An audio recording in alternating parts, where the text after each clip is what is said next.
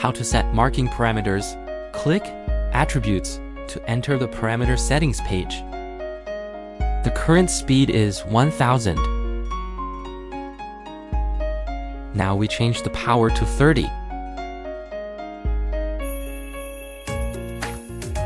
Now we start marking and observe the marking effect.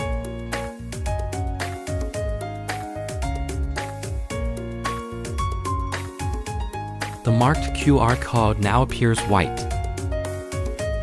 If you find the marking result too faint,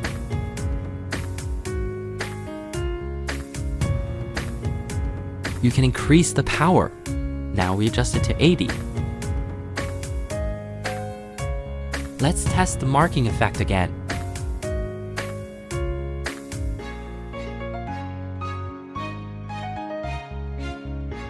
You can now see the color has deepened slightly. If you want a deeper marking color, try slowing down the speed. After adjusting the speed to 200, test the marking effect again.